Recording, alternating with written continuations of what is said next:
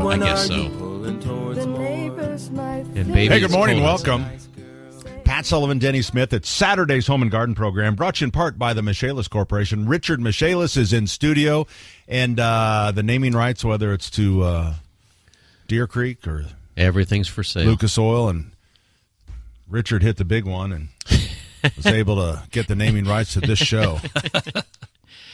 Was it a coin toss between this and you Bob and Forrest Lucas on who got the Colts Stadium and who got this show? Well, they wouldn't let us call it Mick. They wanted me to pronounce it Michaelis, so they didn't want us to do the deal. How confusing over the names? I got Smith. He's got Sullivan. You've got Michael. The Michael is. How confusing has the name thing? And I thought it was kind of creative how some of your ads that you run. It's like it's Michaelis Corporation spelled Michael is Michael is. Has it been caused a? I believe that people recommend remember the Michael is more than the Michaelis. So people will see my logo and walk up, it's Mr. Michael is. And they have no clue that it's really Michaelis. Yeah. So it's worked for that. As long as they remember you. Right, exactly.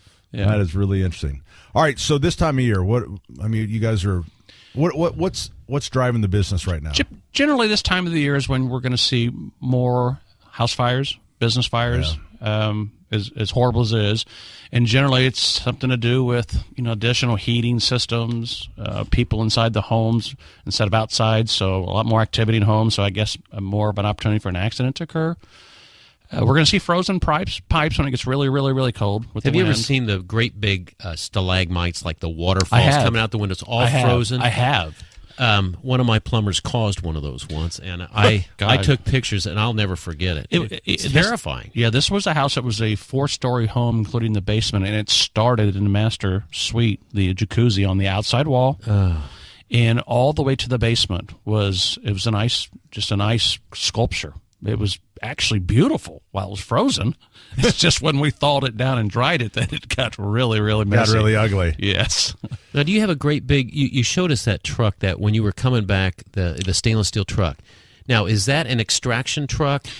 Yes, for water. That's what we'd call a flood truck, and it's got a large extraction system in it. Butler Corporation makes it, and it's a lot stronger than our portable units. It'll suck the scales off a fish. I guess it's strong. It will, and it's very versatile on lower level buildings. But someplace like this, 4 and 5 floors up, the hose won't reach this area. So that's why we have the portables for the high rise buildings. Gotcha. But the extraction truck is always going to be the better tool to use if it makes sense for that. So project. if there's one disaster, it's got to be water. Is that number one? I would agree that water is probably more invasive than smoke, fire, possibly even like earthquake, things like that, because that water just goes everywhere.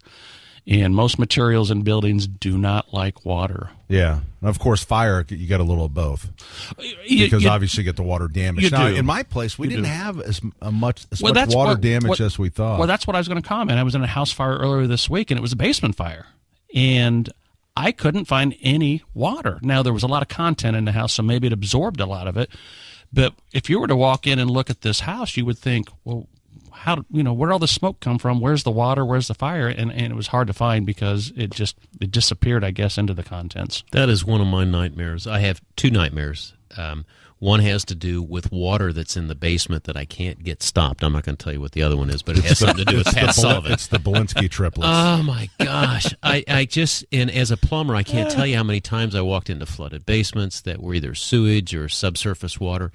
And the helpless feeling that you have that you can pump it out, but you can't restore everything that was in the boxes and stuff below. How do you guys handle when your crew arrives at a flooded basement as far as the dangers of walking into the electrical danger? Well, the first thing we're trained to do is find the source and stop it. If it's a pipe that's burst, or if it's maybe groundwater coming in or sewage backing up through the drain, we need to stop the source first. And then after that, we're going to call in electricians to help us try to get power down. We're not just going to walk in there.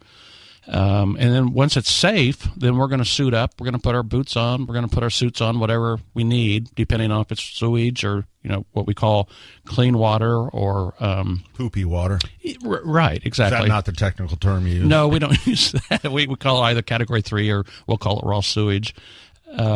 But we're going to take the precautions so that we're not going to get hurt because it's a dangerous situation. So a homeowner should not, and you know how many homeowners just go walking down in. Now, with ground fault interrupters, but I still wouldn't go taking that chance. I mean, especially you got older basements that maybe don't have I did GFIs. it when I was young and stupid. We've all it. done it. Yeah. We've all done it, and I would recommend no homeowner ever go into water, at least without some type of insulated boot or protection on. I can when I was on the service truck in the early 70s, I can remember going up to the north side, North Willow Farms, and there was a really great chemist from Eli Lilly that was a friend of my father's, and he called, and I went up there. Well, the basement was all the way to like the top 2 steps, and I knew what the problem was, but I had to get down there. So he stood at the top with a garden hose, and when I came out of the water, he'd hose off my face because I had to go underneath the water to find the source. And I would no more do that now. But when you're young and stupid, and somebody tells you to do it, yes, exactly right. So. I think about that time, and I think, man, how that could have changed my life. Yeah, you kept saying. Yeah, well, it would have been negative. Right? I was a dead man change. walking many times, Pat. He's told me so many stories today. Just today. Yeah. I mean, gunfire. No, they never fired, but I've had two guns pulled on you. One was in the front yard, and then one was when Earl came in and wanted his paycheck. I would have given Earl the money. I didn't have any money. Payday was Thursday. I would have pulled my wallet out. I would have pulled a blank check out. But 45. But that would have been dishonest, Pat. See, that's the problem with you. Yeah. You are a rule follower. Yeah.